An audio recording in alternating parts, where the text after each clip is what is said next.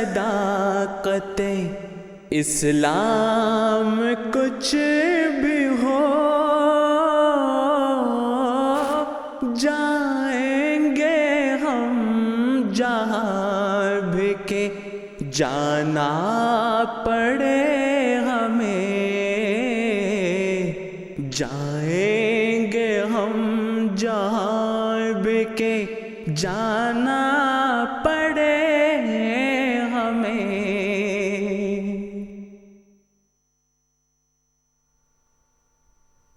Assalamu alaikum, peace be upon you, and welcome to what is the last episode of this series of Beacon of Truth. In our pursuit to explore the various issues that are relevant to today's young Muslims, we have covered issues in varying angles to questions on the existence of God. We have explored the teachings of the Holy Quran, looked at whether or not it is relevant to today, if it provides a peaceful teaching around morality, and if it really is from God. We have asked what Islam has contributed to the modern world, and last week, given that it was the anniversary for the establishment of the Ahmadiyya Muslim community, we looked at questions around the advent of the promised Messiah. All of these have been very interesting subjects which I hope you found beneficial. And as always, for today's live program, you too can get involved by sending us your comments or questions via our Twitter handle, which is at beacon_MTA, or via email, the address of which is beacon@mta.tv. Today's topic very much fits into the type of issues we have covered throughout the series so far. Some of the major questions not just Muslims but the whole of mankind are asking are on how we came into being. Before the age of science, religion provided a somewhat straightforward answer that God created humans and everything around us. But as human intellect has evolved and our knowledge of science and biology improved, some of the statements in previous scriptures have been at odds with what has been observed through scientific inquiry.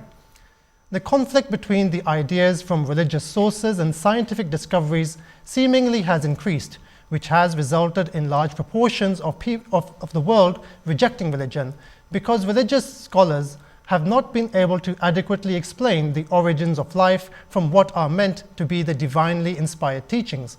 So today, we will be looking at the questions around what Islam teaches about evolution.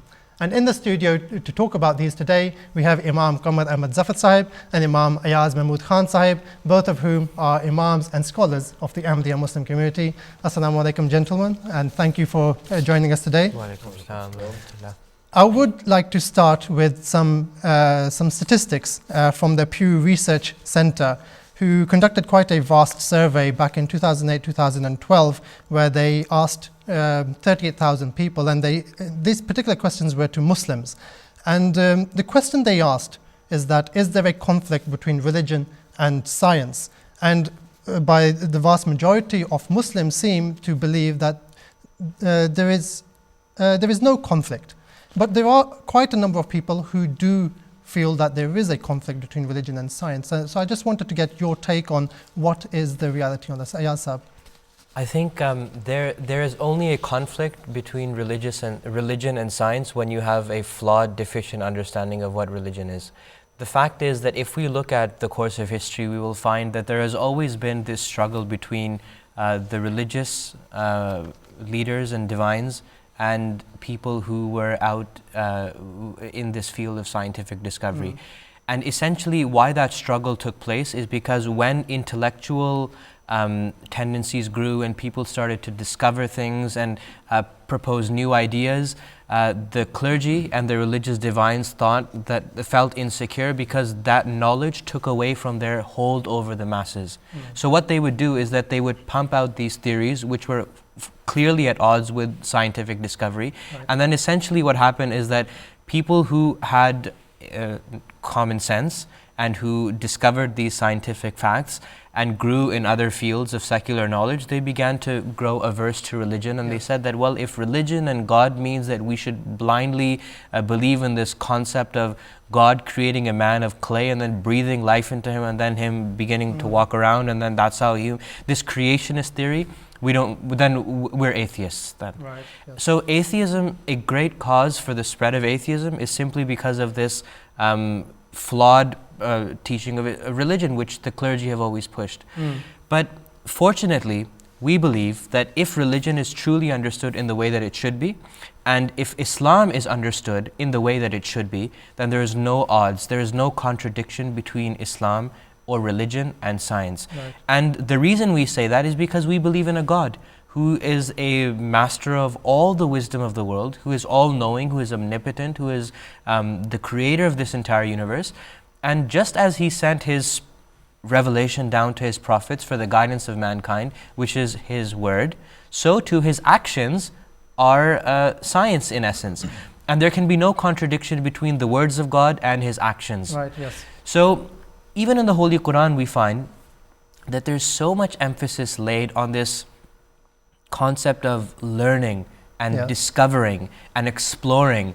And that's why the Holy Quran says that men of understanding, people of understanding are those who يَتَفَكَّرُونَ فِي خَلْقِ السَّمَاوَاتِ وَالْأَرْضِ. They contemplate over the universe and the heavens and the earth and the creation of the world around them. Yes. And this is why the Holy Prophet, peace and blessings of Allah be upon him, put such an emphasis on Muslim men and women going out to attain knowledge, even if they had to travel all the way to China in certain narrations. Yes, and this, we spoke about this a few weeks ago as well, and it was precisely this attitude towards learning which helped develop the Muslim community, especially the early time, to create these great empires of science and learning at that time. So, Absolutely. And what you said is also quite interesting as well, that if God is as perfect as we believe Him to be, then the only contradictions that seem to be with science must have been added by men at a later stage. Absolutely. So I mean, a key question that we need to try to answer is how life began according to Islam. So what is the Islam's view on that? I mean, before we do, I mean, I'm quite surprised that a lot of the Muslims feel that there could be a contradiction, whereas we read some of the very first verses of the Holy Quran and we see that Allah Almighty says that Anallahu Alam, that I am the one, the all-knowing. And science literally means knowledge, as knowledge of something. And if God is the all-knowing, then His word can literally not contradict the scientific facts that we see today. Although science is something that keeps changing and they find their mistakes and they keep correcting it. But whereas the Quran, we find that it's not been changed, and the facts that were there then are there today. And we can see that the Holy Quran is full of verses where it says that it's full of truths. In fact, it even says in one place that there is not a single hidden thing in the world, but it is recorded in a book. So Allah Almighty has put these things there, like Ayyaz said, that, but it's for them who ponder upon those verses, for them to go and actually excavate those points, those truths, and find them, which requires a lot of struggle. And for that we see that the Muslims, I mean, especially in the Spanish colonial area, they came up with a lot of sciences as well through the ideas of the Quran. Especially when we look at the creation story. So of course, Allah Almighty does talk about how the universe actually came into existence.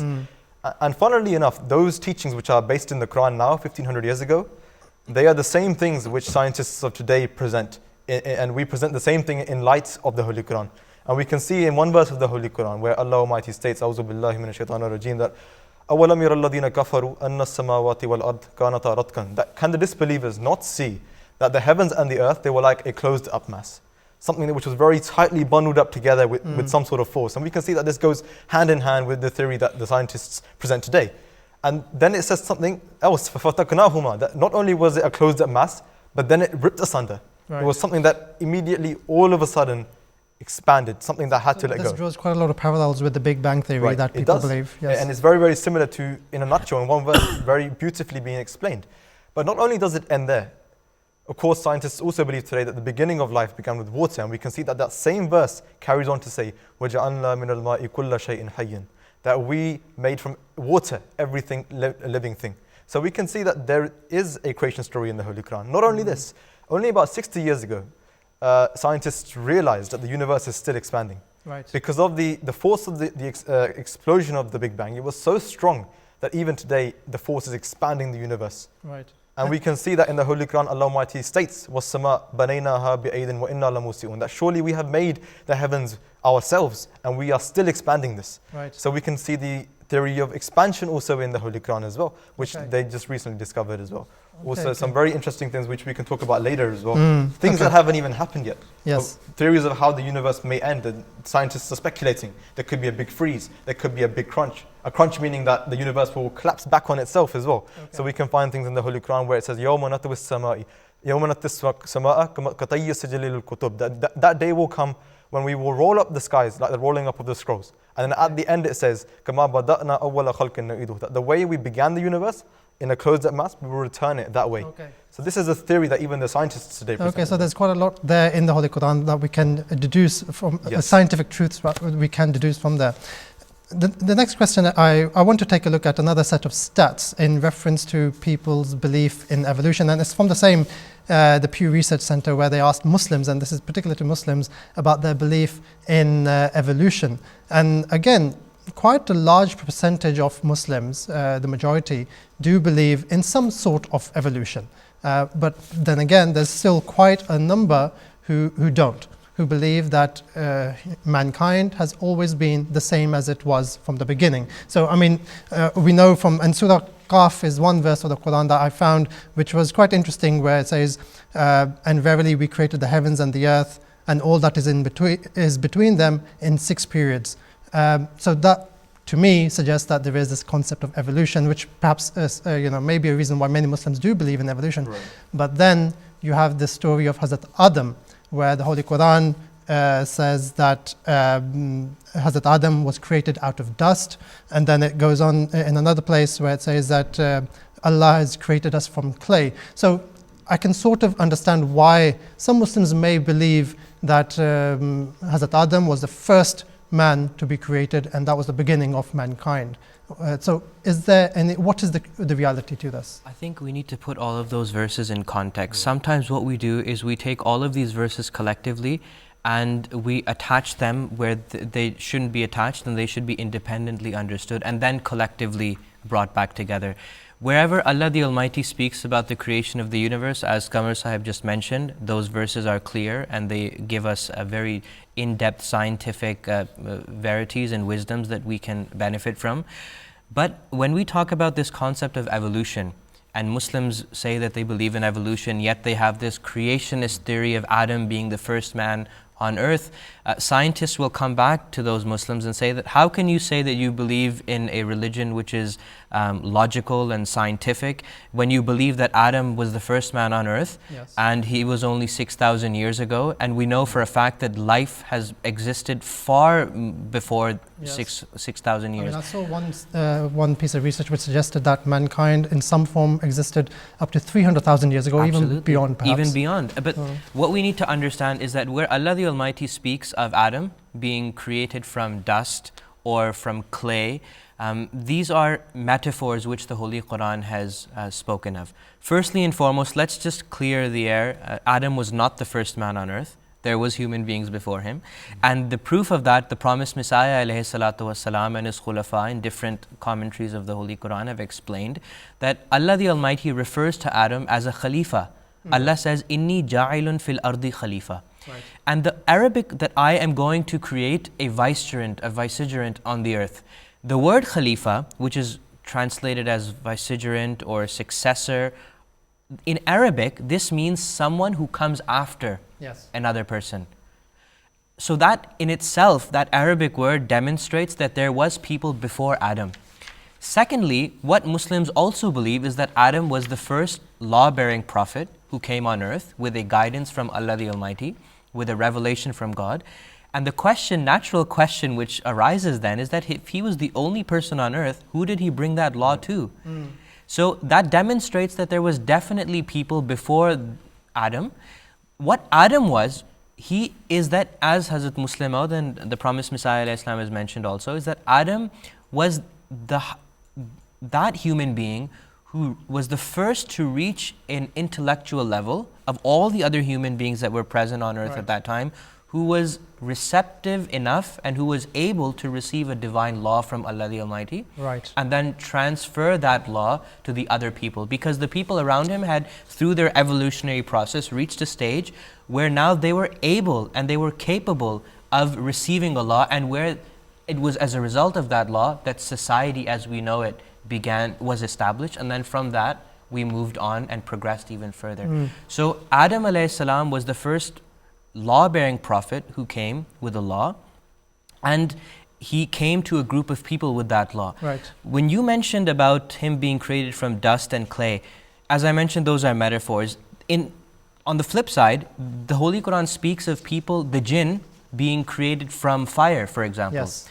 These are two metaphors where Allah the Almighty, and Hazrat Muslim Maud has expounded this in great depth. He says that this speaks of the disposition of individuals. Right. Where he says that where it is said that the jinn and certain people are made of fire, where Satan is made of fire, what that essentially means is that they have a rebellious nature. And they reject... Or they could be described as firebrands as well. Right, exactly. Yeah, they reject the message of Allah the Almighty when He sends that down. But then you have this group of people who may be likened to wringing clay. And Hazrat Muslim Maud says that when you have a piece of pottery and you hit it or you hit it against something, it makes a ringing sound. That essentially is a metaphor to express that true pious people who have a humble disposition, like clay, like dust, when Allah speaks to them, they respond to His call. Right. Just as when you hit a piece of pottery, it gives you a sound in response. Some sort of echo. So when Allah the Almighty calls upon these people to accept Him and obey His commandments, they respond to Him and they are obedient to Him and they are humble. They're not like fiery people who rebel against Allah the Almighty. There's also some evidence, I believe, from the Holy Quran which suggests that it was not just two people, Hazrat Adam and his wife Hazrat Hawa, they were not the only people there. There's a verse of the Quran which suggests that, right? Right, I mean, of course, we all know the story of Prophet Adam, peace be upon him, where a time came where they had enemies there at that time as well, people who were not so well-hearted or good-hearted towards his message.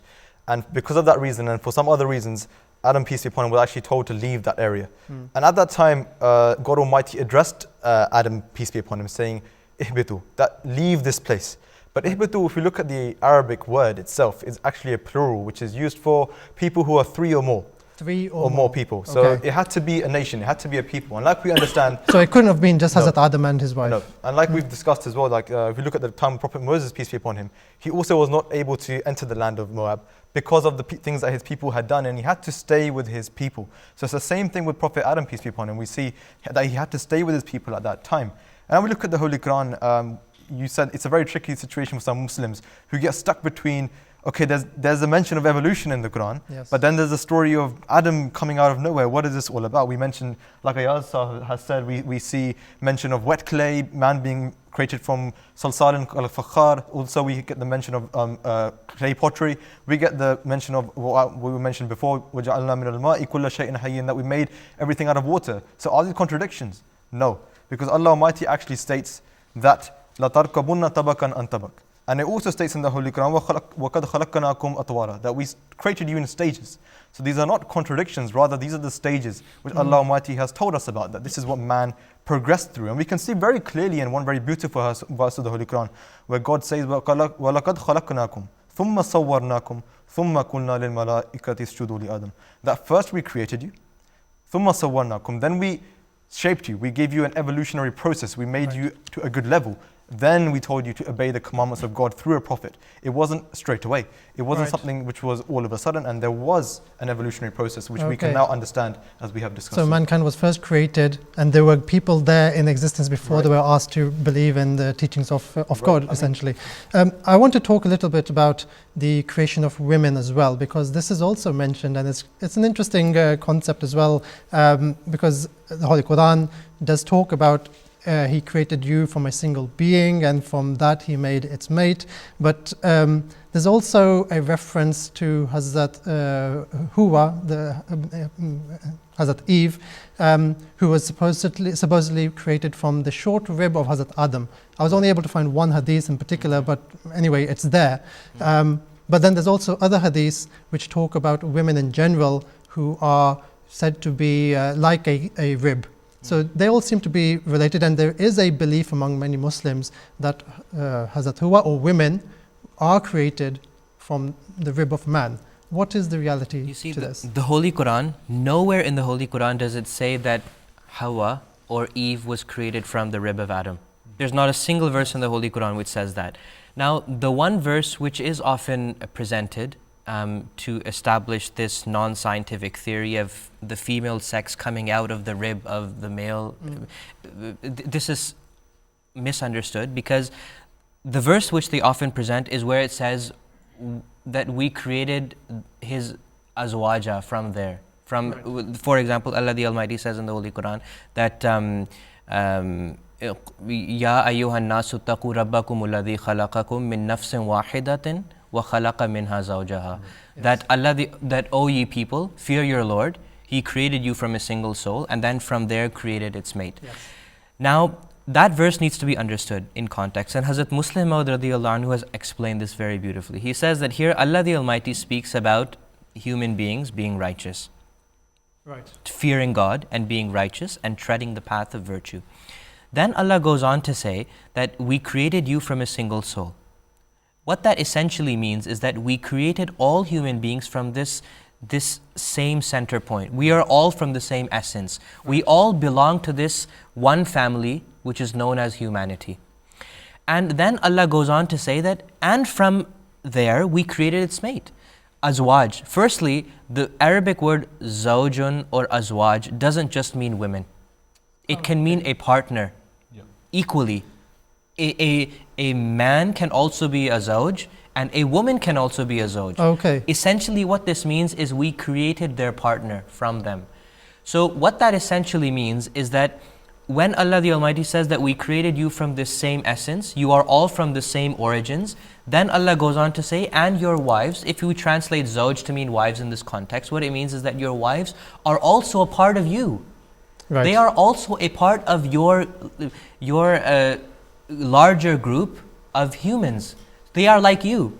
And what that essentially teaches us is, Hazrat Muslim Maud says, is that it demonstrates to us that if a husband and a wife who are partners with one another in their journey of life, if they are righteous, then through them Allah the Almighty will continue to create righteous beings. Okay. From generation to generation, righteousness will continue in those families. It doesn't mean that physically speaking, Allah created the male sex, and then from that male, He tore open their rib and then took a piece and then made females. Yes. That's not what it means. What it means is that females and males both are from the same origins. And Allah the Almighty has decreed that we should live our lives together. Yes. Husband and wife should live together with affection and love I mean, and if support each other. we were to believe that women were created from the rib of man, I mean, scientifically speaking, we're not seeing that as a fact. We're seeing women are created or born in exactly the same way as men. And it does seem somewhat derogatory as well, to some extent. You know, women can feel that in that way, and you know, no doubt it is also used as a reason to make women feel inferior in some places as well. That's the whole purpose, to make people realize. If we understand the time when the Holy Quran was revealed, we already know very clearly that women did not have that status which they deserved at the time or before pre-Islam. We know well about the tribe of Day, for example, who used to even bury alive the daughters out of shame because they thought that daughters were not a good thing for them, they were a bad omen. So this is what the sort of idea people had in their minds about women. But in this verse, Allah Almighty has clearly told mankind that women are just as equal as the man. They are from the same source, like Ayyaz said, they're from the same origin. So why should they be treated any differently than anybody else? And this is what the Holy Prophet, peace be upon him, came to do, to give women and everybody in society the level rights which they all deserve. So this is, of course, in the Holy Quran, verses are not revealed for no reason, just to state a fact. They actually have a wisdom behind it. So one of the wisdoms behind this verse we can clearly see is to make people realize that women have been oppressed.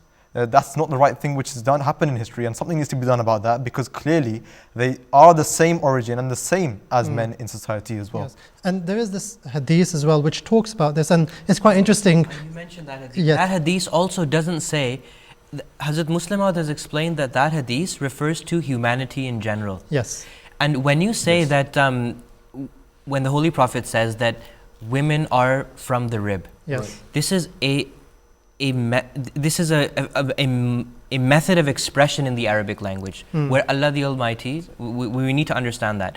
In the Holy Quran, Allah the Almighty says, وَخُلِقَ الْإِنسَانُ مِنْ عَجَلٍ, which literally translates as, man has been created from haste.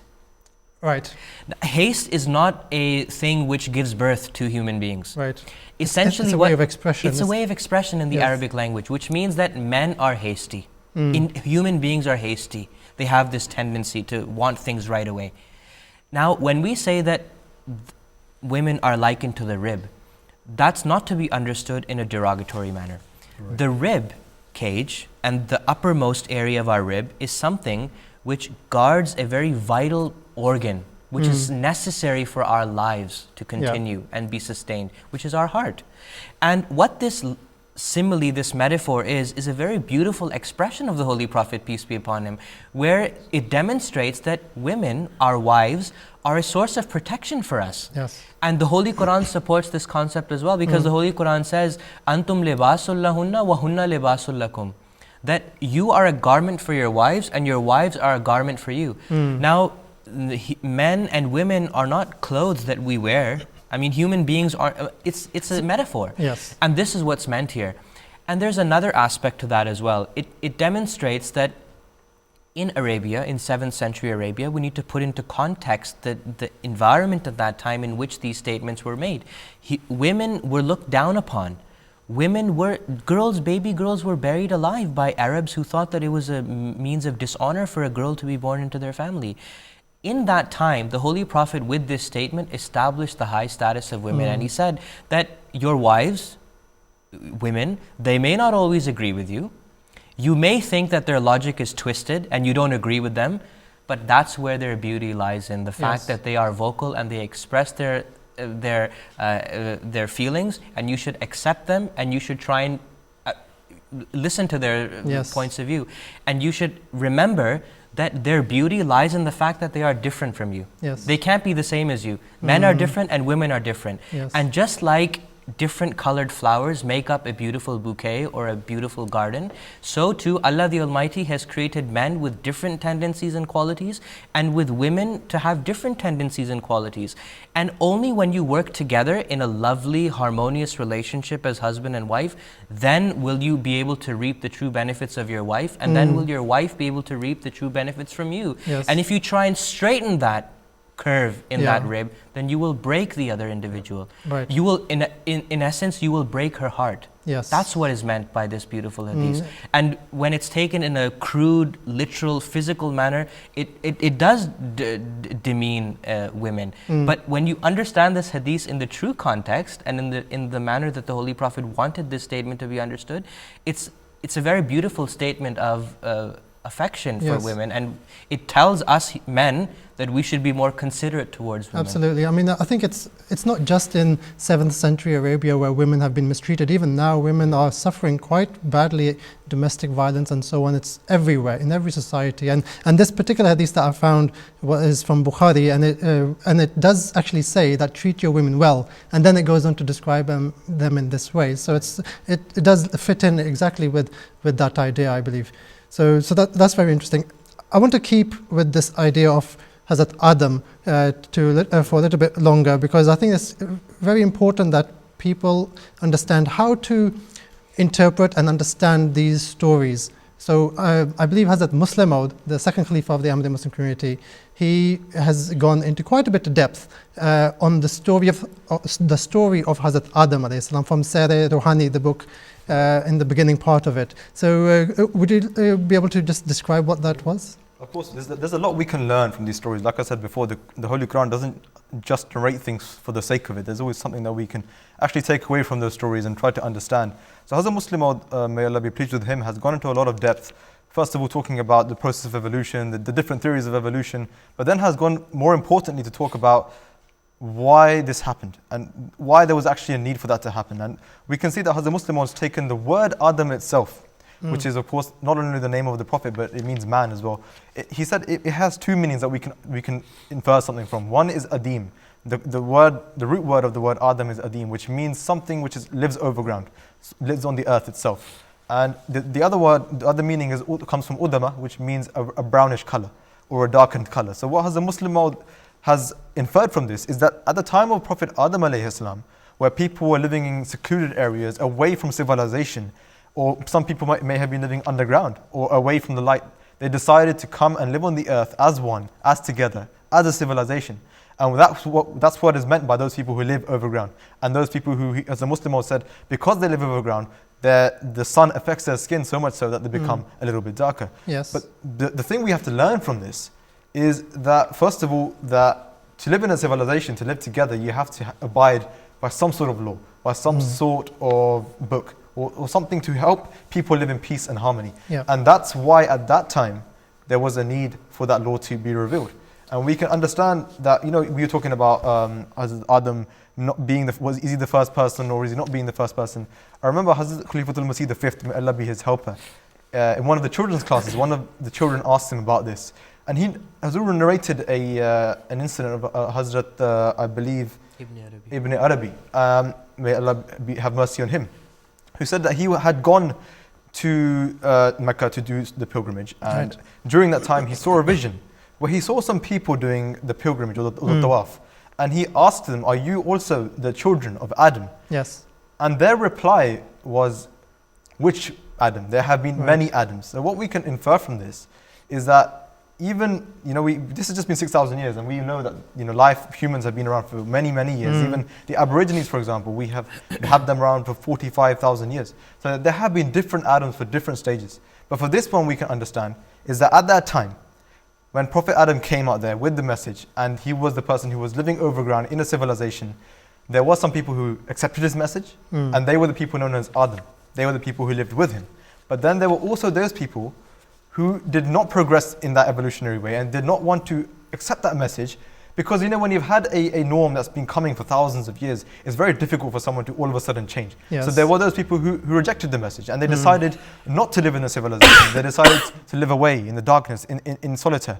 And they were then known at that time as the jinn, that we can understand in the Holy Quran as well. Jinn meaning people who are hidden. Anything that is hidden, really. Hidden, yes. So that's what we can understand from that time. But what we can really understand is that whenever people come together, whenever people need to live together, there is always a need for a law, a sharia to come down whereby they can not only live in peace and harmony, but whereby they can live together with security. At that time, there must have been many threats and dangers that they must have been exposed to at that time in their civilizations, in their surroundings. It's very new to them. So for them to have some sort of guidance was extremely necessary, and that's what came down to Prophet Adam, peace be upon him. That's very interesting, and it's also I find it quite interesting that the Sharia or the book that is revealed, we have to remember that it is a book of religion, it's a book of morality, and it's not necessarily a scientific book, right? That's not the purpose of it, although you can derive scientific truths from it, but that is the purpose, and this is why when talking about Hazrat Adam and other stories, we need to look at it in the right way with that purpose in mind. So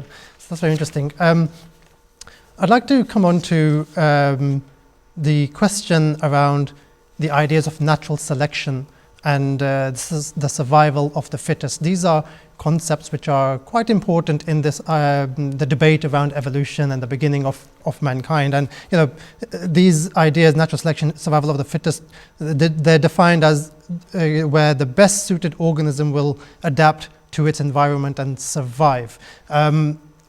Does this idea find any support in Islam? Well, this concept of natural selection and survival of the fittest is, it received most renown through its relation to Charles Darwin. And he was the one who pushed forward this theory. And I'd like to say at the very outset that that's what it is essentially. Right. It's a theory. Right. And what we need to understand is that if we look at what Darwin said that natural selection, essentially what that does is that various environmental changes or circumstances will push a species to act in a certain way, and the ones that are stronger will adapt and will be able to save themselves, and the weaker ones will die off. And so, for example, if we have an antelope, for example, in a jungle with other cheetahs, the faster ones will outrun their prey and they will be able to save themselves. The weaker ones will get eaten, die off, and the ones that are able to save themselves will then transfer their genes of fast running to the next, and then that's how that species continues to go further and further. So essentially what he said is that these various environmental changes will create selection pressures, and the people, the animals or the species who are able to adapt and withstand those difficult situations will survive, i.e. the survival of the fittest. Now the issue and then another thing Charles Darwin specifically mentioned is that he used this theory to explain that this system of natural selection and these selection pressures will then give rise to different species. And he says that we all came from a common ancestor, essentially. Right, Now, yes. Islam believes that there is evolution, but not in the way that Charles Darwin mentions. We believe that every species had its own evolutionary chain and its own evolutionary process. So human beings were never apes. Human beings were always human beings, even though they may be elementary at a rudimentary state. They always were human beings, and they grew and evolved to what we are now. Apes were always apes. Cheetahs were always cheetahs. So all of these animals had their own chain. The one issue which which the fourth caliph of the Ahmadiyya Muslim community has written extensively on, and I think we should mention that if anybody wants to read up in depth, they should definitely read his book, Revelation, Rationality, Knowledge and Truth, in which he discusses this particularly. And he says that natural selection is a very blind, passive process which doesn't have any consciousness. It cannot move a species to a higher playing field, if you will. It will always stay where it is, because natural selection can create different pressures, but how will it choose which qualities are better, essentially? Because one quality or one trait in a certain environment may be wonderful and you will survive, but that same quality, if put in a different situation, will not survive. It may be lethal, it may be deadly. It's just the physical environment It's it's just based on. So how can you extrapolate that to say that this is the cause of the creation of the universe and the species, the diverse forms of species that we have throughout the world? And Hazrat Khalifa Rabi, the fourth caliph of the Ahmadiyya Muslim community, he gives a very wonderful example. He says, let's take a gorilla that's stranded in Antarctica, in very hostile, cold, harsh circumstances. Polar bears and other foxes and these kinds of animals, they will outlive that gorilla. Yes. Because they're suited for that environment. But everybody knows that gorillas are far more advanced intellectually and mentally, and they are a more complex species. I mean, they can learn sign languages now, it's shown, exactly. Right? So to say that, I mean, this concept could perhaps explain how species change and adapt in different circumstances, but that's probably the most that we could take it to. It doesn't explain where those species came from in the first place. And that's quite key, isn't it? I mean, a lot of these descriptions of evolution seem to evolve around what's happened since. But that the subject of, okay, where did it begin? How do we... I think it's very important that we don't get stuck into this. Atheists present this as an argument for compensating for the fact that there isn't a God, that there isn't a creator. And we should never forget that that's what they're trying to cover up. And in the words of a very pioneering genetics engineer, who's Dr. Hugo de Vries, he said that natural selection may explain the survival of the fittest, but it cannot explain the arrival of the fittest. Where did they actually come from? And that's the main question. A couple of years back, a Dr. Craig Venter, he managed to duplicate some bacteriums by joining some DNA strands together. And he was very proud about that we've managed to do this. But he had to admit the fact that we couldn't do it unless we attached those bacteriums to an already existing living cell. We couldn't bring life into it from the very outset.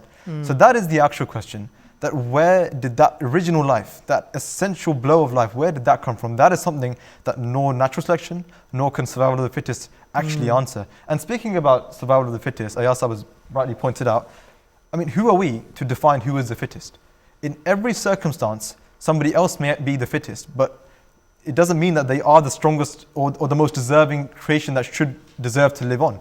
If that is the case, right, I mean, if it's all random chance, if in some circumstances animal A wins, in some circumstances animal B wins, then how is it that today we are seeing that it is the humans that have actually managed to develop? It should be a random kingdom everywhere else. Someone should be dominant here, someone should be dominant elsewhere. So we can see that there is a guided development of the human mind. It's being guided towards that success. So what is doing that? How is that? It can't be a coincidence. And actually scientists acclaim today that if we leave this down to chance, then it should have taken much, much longer for the humans to develop to this stage than the existence of Earth. Which is not possible. It's not possible. To attribute to natural selection this concept of the evolution of our species and all of these animals, it's impossible, because essentially what you would need is millions and millions and millions of chances, which then retakes essentially, and then you would have trial and error. And if so, the only way that this process is possible is if you attach this conscious being who had a plan, who protected the species that he wanted to protect and helped them flourish and ensured that they flourished through his guiding hand, and then we reached our present stage. And if someone says that, well, natural selection does that, then essentially what they're saying is that they believe in God, but they don't believe in God because they just don't like the word God. So this concept is, there's so much chance involved that it's not possible that you can attribute to. You reminded me of an incident that Hazrat Khalifatul Masih IV, may Allah have mercy on him, he stated about a child who was trying to go to school and he kept on getting late. And when he eventually arrived to the school, the teacher asked him, you're so late, why are you so late? So the student said that, the path to school is very muddy, very slippery. And I just found it very difficult that every step I took towards the school, I would slip 2 steps back. So I just couldn't get to school. And the teacher would ask him, then how did you actually get to school then? So he said, I decided to walk towards my house, so that for every step I took towards my house, I took 2 steps backwards to the school. So the only way we can understand is if you leave it to chance, if you leave it to trial and error, where we take 1 step forward, take 2 steps back, there's no real way forward. The only way is to actually go backwards and forget about it in all. So chance, if we leave everything down to chance, then like Hazrat Masih IV has said again, it's like throwing a deck of cards up into the air, expecting them to land in the perfect order every single time. Yeah, and that's very unlikely, even from a scientific point of view. And like you said correctly, that it would literally should have taken much more longer. And I think scientists accept this as well to some extent as well. I mean, this is all very important. So it's Islam very clearly does believe in a type of evolution, and that mankind has developed and evolved. And but one thing, and I sort of alluded to it before, is that the Holy Quran and religious books are not scientific books. No. They are books for morality and the evolvement of the spirit, of evolving our lives. You can get, the Holy Quran is not a book of science, it's not a book of history, it's not a book of poetry, but you will find poetic masterpieces in the Holy Quran, in the verses of the Holy Quran. You will find historical references in the Holy Quran. You will find scientific verities in the Holy Quran. So despite the fact that it's not any one of these, you can't be classed as any one of these genres, however, you can find all the knowledge of the world from the Holy Quran, which is why you have people like Dr. Alayhis-Salam, who was a Nobel Prize winner and who says that I was inspired from verses of the Holy Quran to come up with my discoveries. And this is why even Muslim scientists in the past, they say that we look to the Holy Quran for inspiration. So you can find inspiration from the Holy Quran because essentially, as Qamar Sahib was mentioning, is that it is a book which contains, there's one very interesting verse of the Holy Quran from Surah Al-Mulk, which is quite pertinent, I think. It says, and who has created death and life, that, as in God, who has created death and life, that he might try you, which of you is best in deeds, and he is the mighty, the most forgiving. And that's essentially what our evolution, that's the real evolution that we are trying to achieve. It carries on to say that dost thou see any flaw?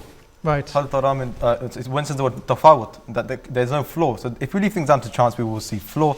But God is saying that because there has been a conscious designer, there could not have been any flaw. We can look at many examples, like Ayyaz Sahib said. We can even see in Surah Al-Mu'minun, we see the beautiful explanation of the embryonic development of the man in stages, and how many different stages we are only now coming to realize. So wherever we look, we find so many scientific truths. Okay, Jazakumullah Zaffar Sahib and Imam Ayyaz Mahmood Khan Sahib, Jazakallah for the insights that you've provided. And thank you for taking part in the discussion as well. Today we have discussed Islam and evolution.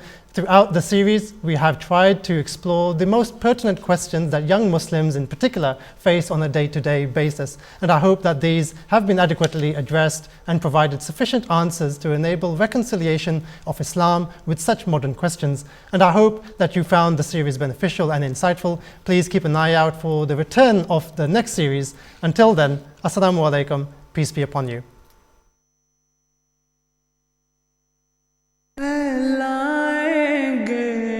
सदाकते इस्लाम कुछ भी हो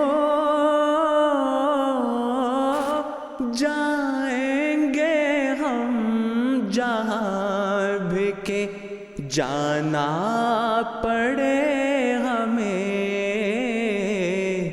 जाएंगे हम हम जहाँ बिके जाना